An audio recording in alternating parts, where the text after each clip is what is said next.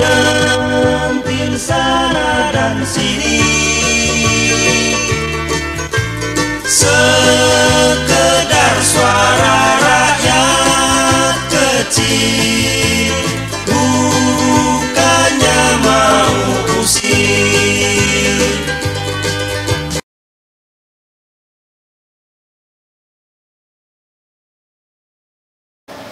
Selamat datang di episode keempat Diskusi Konstitusi, yang pada hari ini kita telah berada di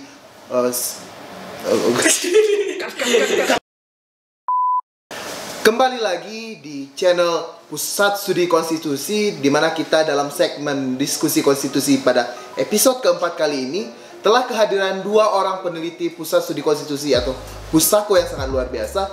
Di sebelah kanan kiri saya ada Bang Ferry Amsari sebagai Direktur Pusat Studi Konstitusi, dan di paling pojok kiri itu adalah Bang Benny Kurnia Ilahi.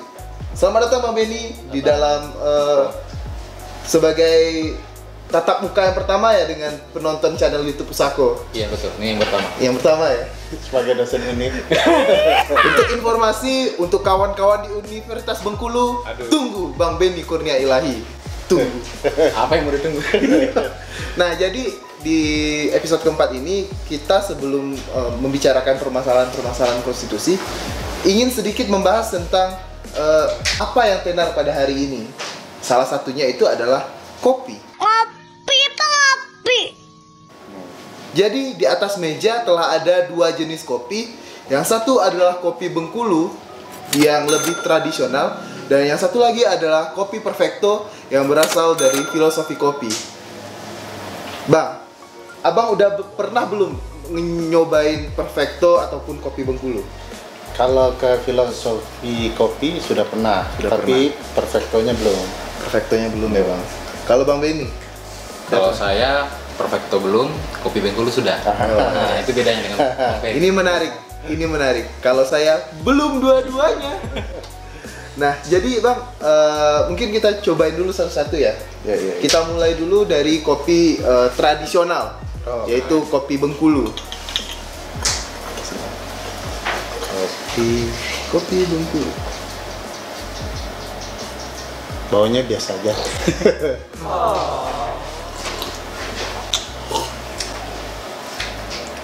Enak? Gimana? Enak bang? Rasa kopi ya? Rasa kopi ya? Nggak terlalu asem. Enak?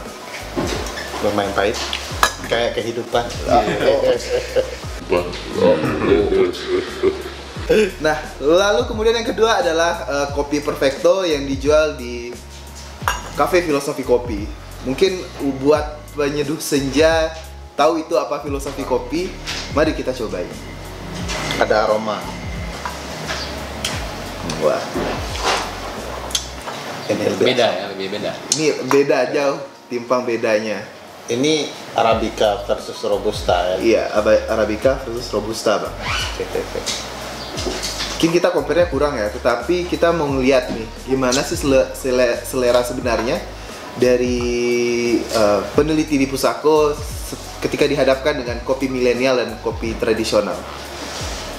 Mungkin kita tanya ini satu-satu, mana di antara kita di sini yang paling menyukai kopi yang mana?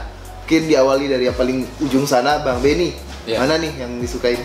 Kalau saya memang lihat dari aroma dan rasa ya, memang kopi dari filosofi kopi yang seperti beraroma.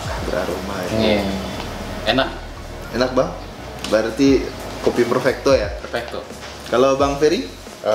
Saya demi menyelamatkan kopi tradisional. Kalau soal aromanya saya suka filosofi kopi. Iya. Tapi karena saya tidak suka jenis kopi yang asam ya, saya lebih pilih kalau soal rasa kopi Bengkulu. Tapi saya tahu filosofi juga punya jenis kopi yang seperti kopi Bengkulu ini. Tapi selamatkan kopi tradisional. Walaupun filosofi belinya dari mereka, tapi racikannya sepertinya beda. Beda ya bang. Kalau saya sih lebih dua-duanya ya, saling melengkapi seperti hati yang seperti itu. Oh, itu potong. Pernah sakit, tak Tapi tak pernah sesakit ini.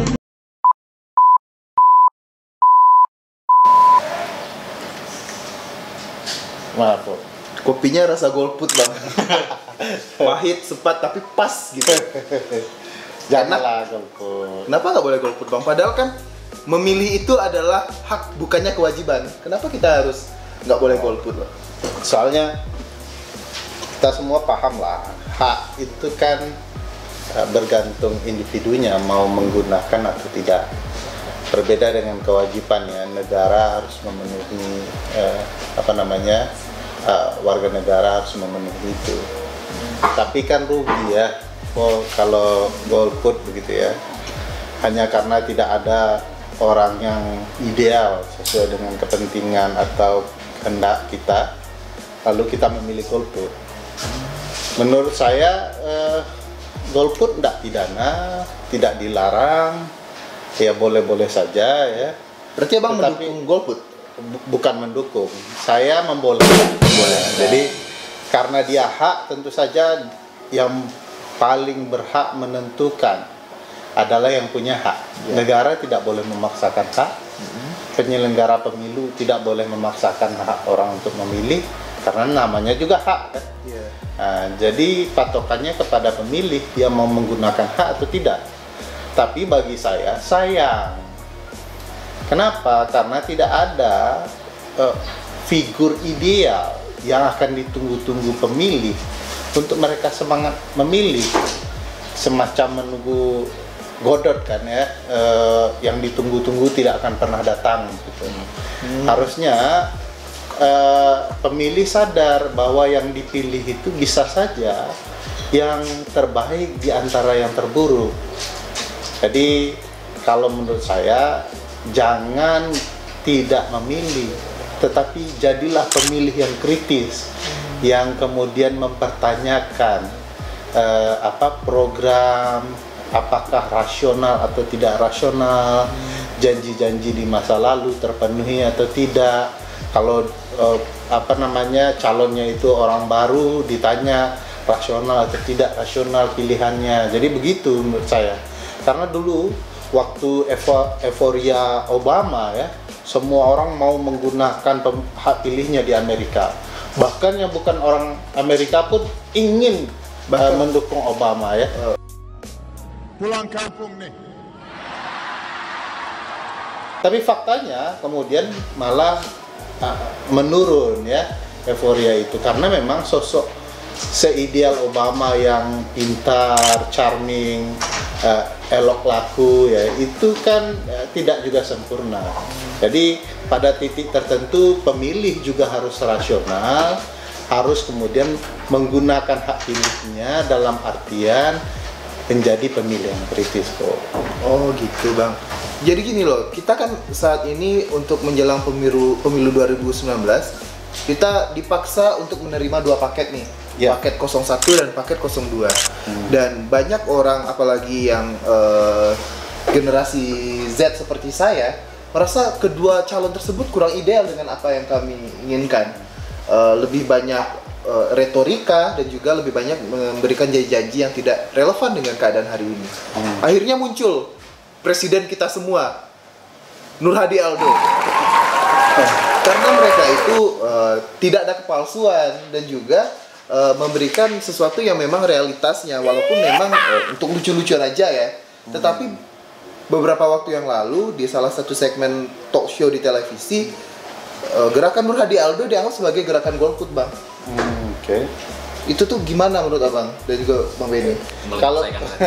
Kalau saya melihat Nur Hadi Aldo dalam perspektif ini semacam kritik ya, tidak hanya kepada calon tetapi juga pemilih.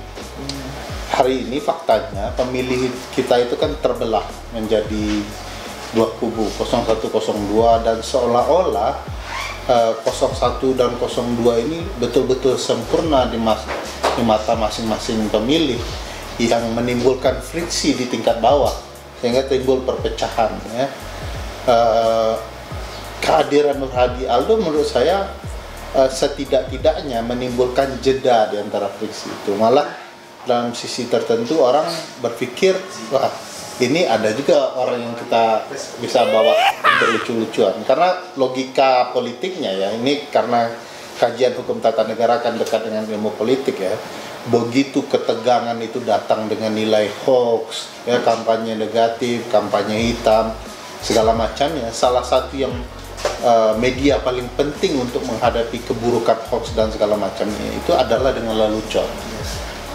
Jadi memainkan humor, candaan satir itu sebenarnya bagus untuk publik ya, dua pihak ini mengoreksi diri. Dan saya melihat poin-poin Aldo itu bisa jadi bagian mengoreksi pemilih tertentu agar kemudian tidak terlalu serius lah.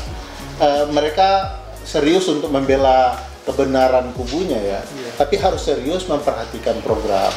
Jadi jangan bela mati-matian begitu ya. Jadi kehadirannya menurut saya di satu sisi kritis, tapi kalau kemudian menimbulkan ruang golput ya, semangat golput, menurut saya ya enggak apa-apa juga kalau ada hal yang kemudian akhirnya menyebabkan orang golput. Toh golput menurut Undang-Undang 7 2017 bukanlah pidana ya. Yang tidak boleh itu menurut Undang-Undang 7 2017 itu adalah kalau ada tindakan seseorang atau sekelompok orang menghalangi hak orang untuk memilih. Jadi diatur di 510, 511, 531, 532 Undang-Undang Pemilu. Mungkin kalau LAFO mau memilih saya halangi, baru itu pidana. Tapi kalau LAFO tidak mau memilih, itu tidak pidana. Tapi kalau saya paksakan LAFO untuk harus memilih atau tidak memilih tertentu, baru pidana sayangnya. Mungkin contohnya kita menghalangi orang memilih ketika dia mau keluar rumah buat pergi ke TPS, kita kunci rumahnya dari luar kan? Pidana. Bukannya kayak Nur Hadi Aldo itu dianggap sebagai gerakan golput, tetapi yang menghalangi itu yang sebenarnya yang dapat dijatuhi pidana kan Bang? Betul. Oke. Menurut Bang gimana? Ya, fenomena terkait dengan dildo ini sebetulnya ya memang fenomena yang terjadi di era milenial ya. Karena di beberapa pemilu-pemilu sebelumnya kita tidak ada mengenal ada pasangan calon yang ada di media sosial tahun 2004-2009. Tapi saya melihat dalam perspektif angka partisipasi pemilih tahun 2004 itu partisipasi pemilih orang untuk mengikuti pemilu itu ada sekitar 79%. Kemudian di 2009 itu turun menjadi 72%. Nah, 2014 turun lagi menjadi 69%. Nah, yang saya takutkan dengan keberadaan fenomena milenial seperti ini, dildo ini malah menjadi turun partisipasi pemilih kita untuk melaksanakan pemilu. Nah, saya ingin kalau tadi Pak Ferry melihat fenomenanya ini ada pada pemilih dan juga pasangan calon dalam mengkritisi dirinya, saya mungkin lebih kepada penyelenggara ya. Penyelenggara. Kenapa penyelenggara? Karena penyelenggara seharusnya memunculkan bagaimana sosok calon baik itu calon presiden, wakil presiden, dan juga termasuk calon legislatif itu sendiri. Jadi kalau tadi kita kan cuma membahas mengenai capres dan cawapres ya, tapi kan kita tidak boleh lupa juga bagaimana calon legislatif kita hari ini. Nah, agar kemudian pemilih kita itu, apalagi pemilih pemula milenial, dia tahu ini calonnya, ini program-programnya, ini visi misinya. Nah, hari ini kan kita tidak tahu bagaimana di dapil ini orang-orangnya, kita tidak tahu bagaimana visi misinya, apa program kerja yang akan dia lakukan, tidak tahu. Nah, tambah lagi dengan perdebatan sengit ya di minggu lalu antara pasangan 1 dan 2. Kita tidak melihat sedikit pun substansi yang jelas mau dibawa kemana Indonesia ini ke depannya. Nah, saya melihat seperti itu. Tapi bicara mengenai golput, saya kira ada beberapa modus atau penyebab seseorang melakukan golput itu. Pertama adalah golput. Putus cinta masa nggak? Saya kira tidak. Mungkin ada LAFO yang tahu. Kalau ada putus cinta LAFO ya. They ask you how you are, you just have to say that you're fine when you're not really fine, but you just can't get into it because they would never understand. Nah, pertama adalah golput teknis. Golput teknis ini lebih kepada seseorang itu tidak memilih karena ada yang ketiduran, mungkin ada halangan terhadap diri sendiri atau keluarganya. Itu golput teknis kalau di dalam literatur buku yang saya baca. Kemudian ada yang dinamakan golput teknik politis. Nah, golput teknik politis ini adalah dia tahu apa yang dia pilih, tetapi karena adanya gangguan-gangguan juga yang kemudian dia tidak bisa memilih, dia tidak melaksanakan pemilihan tersebut. Dia tahu sebetulnya. Nah, kemudian yang ketiga ada golput politis. Golput politis. Kalau golput politis ini dia mengetahui seluk-beluk pasangan-pasangan calon ini. Dia juga tahu bagaimana track record dari pasangan-pasangan calon ini. Tetapi karena track recordnya itu buruk, kemudian ada pokoknya seperti Pak Firly yang bilang tadi, dia tidak mau mencari yang baik di antara yang buruk. Nah, kemudian ada yang dinamakan golput ideologis. Nah, golput ideologis ini memang dari dirinya betul, dari idealismenya betul, tidak mengenal demokrasi, tidak mengenal bagaimana memilih itu haram gitulah. Lebih kepada ideologisnya. Sama dengan sate daging babi yang iya, yang ada di Padang hari ini. Sate B2. Kita tidak tahu pakai kita sudah makan itu. Iya. Untung saya belum. Nah, untuk itu saya mungkin memberikan usulan mungkin bagaimana seharusnya masyarakat atau pemilih ini agar tidak terjebak dengan yang namanya golput. Pertama adalah mungkin untuk penyelenggara pemilu juga. Untuk penyelenggara pemilu misalnya KPU harus betul-betul melakukan pendataan pemilu itu sebaik-baiknya, serapi-rapinya. Kenapa? Karena ada banyak penduduk di Indonesia ini, tetapi dengan banyaknya penduduk kemudian tidak ada data-data yang valid terkait berapa jumlah penduduk, berapa orang yang meninggal, berapa orang yang lain, tidak ada. Nah, oleh karena itu harus ada pendataan pemilih kembali yang dilakukan setiap tahunnya. Nah, apalagi di beberapa bulan yang lalu kita mendengar bahwa ada data-data yang double bermasalah gitu. Nah, oleh karena itu ini menjadi perhatian bagi penyelenggara pemilu termasuk KPU. Yang kedua adalah penyelenggara pemilu perlu melakukan sosialisasi yang terkait dengan pentingnya melakukan pemilu ini. Kenapa? Karena siapa lagi yang menentukan Indonesia ke depannya kalau tidak kita semua? Sosialisasinya harus kreatif juga kan ya? Iya, harus kreatif juga, tidak melulu apa aja. FGD, iya, gitu. Kalau perlu datangnya stand up lah gitu ya. Iya, Lavo. Nama saya Assalamualaikum warahmatullahi wabarakatuh. Kita sudah pensiun Bapak. Jadi sosialisasi itu saya kira penting untuk dilakukan oleh lembaga pemilu. Apalagi Bawaslu untuk mengkampanyekan untuk melakukan kampanye untuk tidak money politik, kemudian pemilih juga harus cerdas untuk melakukan pemilu itu agar tidak terjebak dengan hal-hal yang berbau money politik, black campaign dan sebagainya. Mungkin itu. Jadi kita memiliki dua sudut pandang yang cukup berbeda tetapi sebenarnya hampir sama. Yang satu Bang Ferry mengatakan bahwa kita tetap harus memilih, tetapi golput pun merupakan hak dari setiap orang. Dan Bang Ben mengatakan tadi bahwa setiap orang harus memilih dan menganggap bahwa golput merupakan sesuatu yang salah ya Bang? Iya. Karena kita melalui pemilu lah kita dapat menentukan bagaimana nasib negara ini 5 tahun. Karena ingat dalam konstitusi pun menjelaskan bahwa tiap-tiap warga negara berhak ikut serta dalam pemerintahan. Nah, ikut serta dalam pemerintahan itu kan melaksanakan pemilu kan merupakan bagian kita ikut serta dalam pemerintahan. Masalahnya kan bukan fardu ain ya sebenarnya ya. Iya. Tapi sunnah ya, sunnah Bang. Kan itu dapat pahala. Lebih religius ya. Lebih religius insyaallah ya. Nah, jadi kita udah bahas soal golput, kita udah bahas soal Nur Hadi dan Aldo. Saya kemarin dengar lagi nih, ada satu gerakan baru. Namanya itu Golfood. Golongan Mahfud. Jangan dibuat ke Arab-Araban. Oh iya. Golput, golongan Mahfud. Beliau orang Madura jadi nggak mungkin kita Arab-Arabin ya. Jadi gimana nih Bang? Kenapa bisa muncul lagi satu gerakan yang seperti melawan status quo? Di mana status quo-nya kita ada 2 orang untuk dipilih, tetapi ada Nur Hadi Aldo, lalu datang lagi Mahfud MD, golongan Mahfud. Apa sih sebenarnya yang terjadi?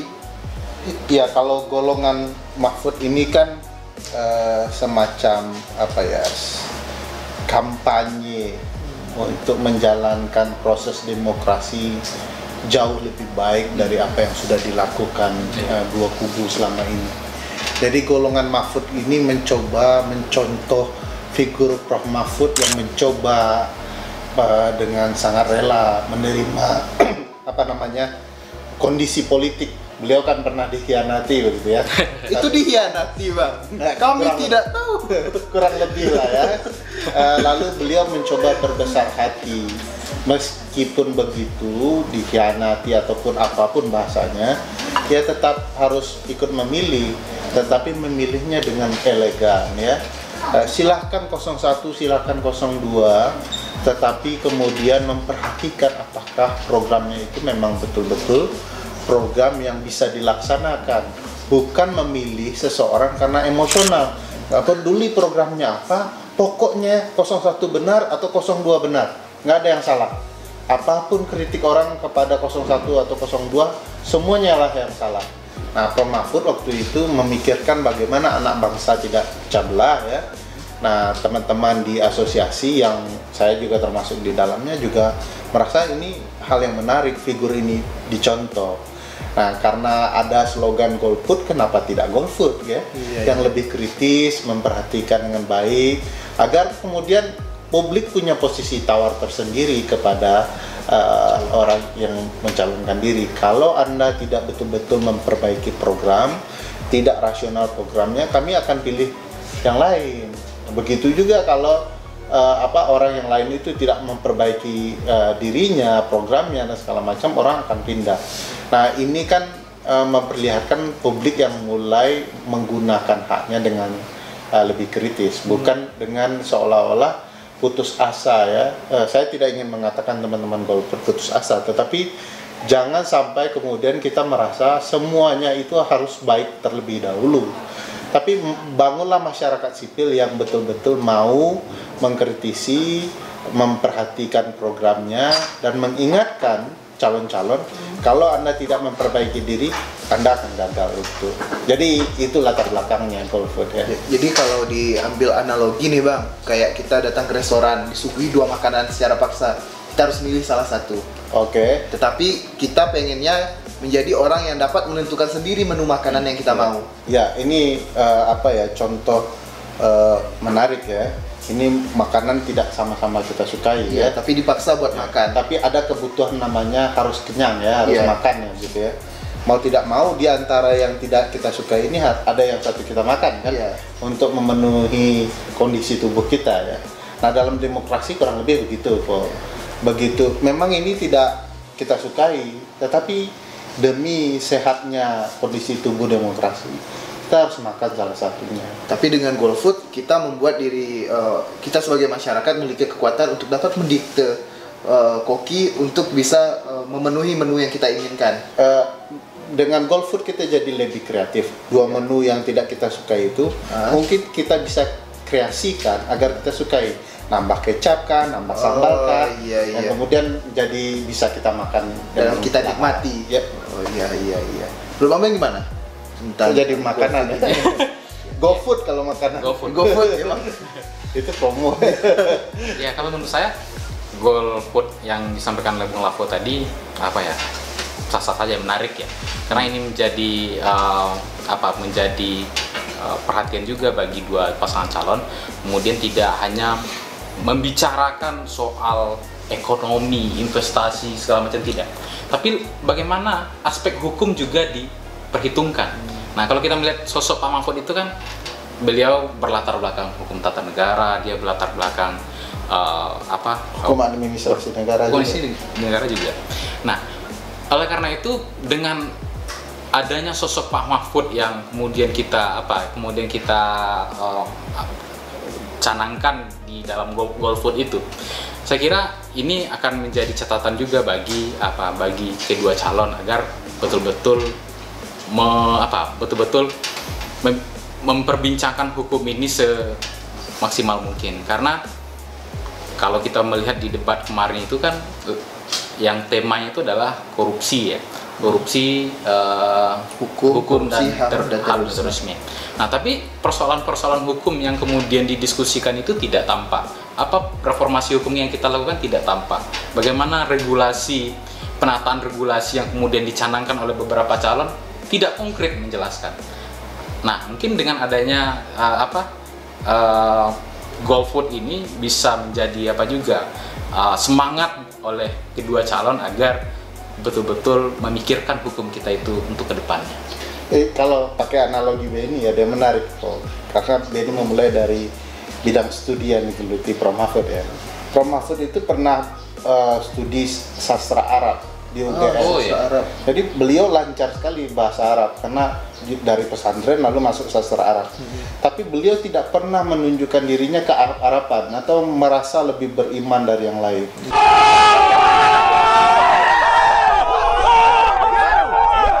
Nah, ini kan menarik kalau dikaji ya, orang yang punya pengetahuan keagamaan yang mumpuni malah kemudian mencoba menundukkan dirinya berbaur dengan publik, mendekati publik yang punya kebinekaan yang luar biasa dan merangkul semua pihak. Bukannya memonopoli agama itu sendiri untuk kepentingan politik. Ya, saya rasa nggak ada di Indonesia. Oh, nggak ada.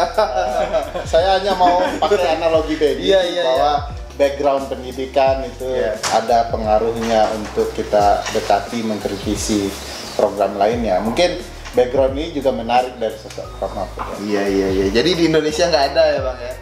Nggak ada.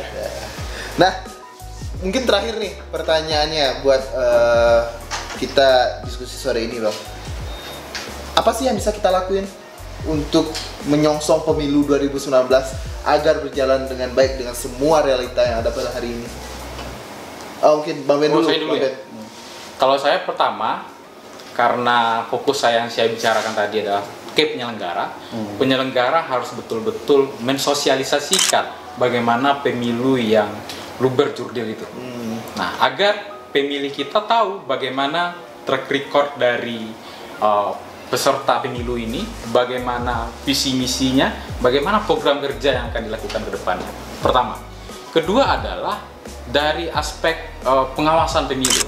Dari aspek pengawasan pemilu, kita mengenal bahwa terjadi politik uang, black campaign, kampanye negatif dan segala macamnya.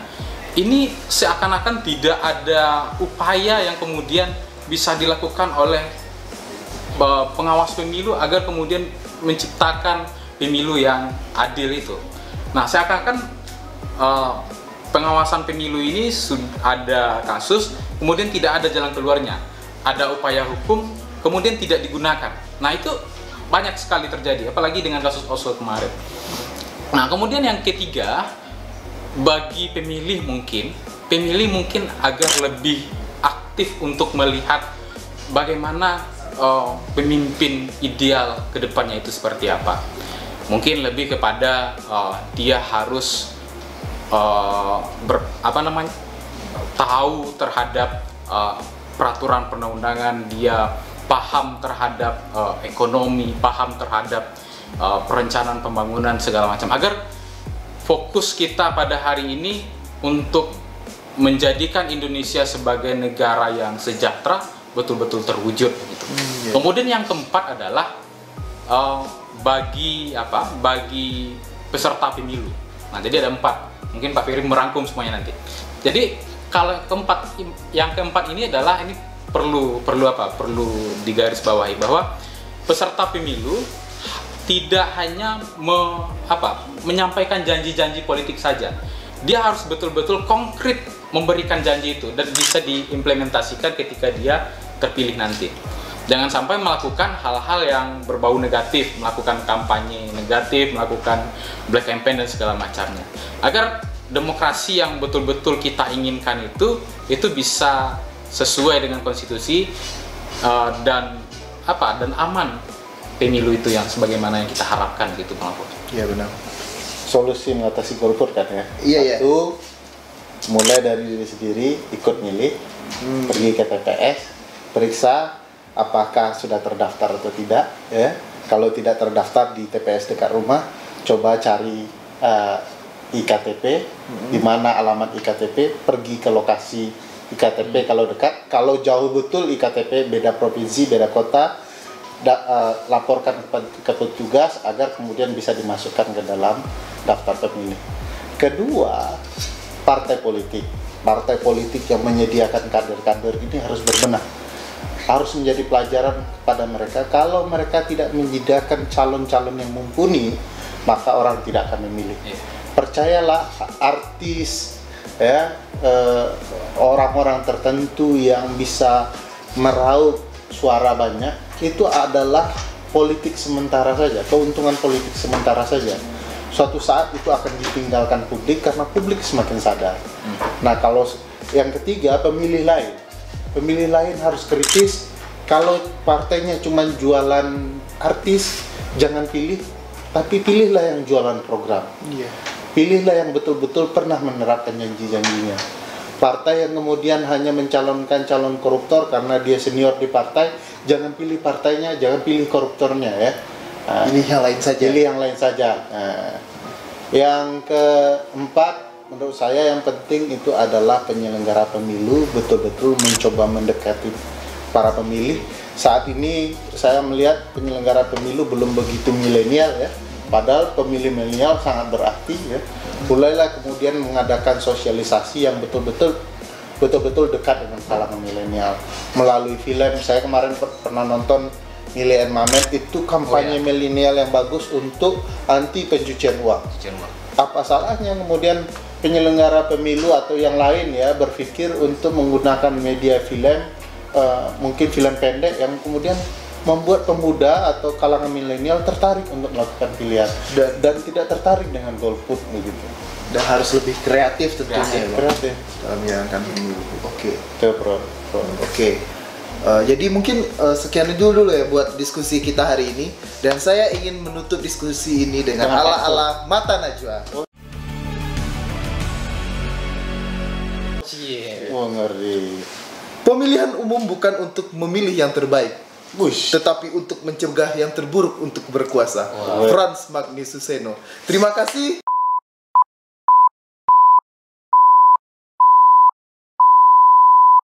Kita rehat sejenak. Di episode berikutnya. Saya pikir kembali ke laptop.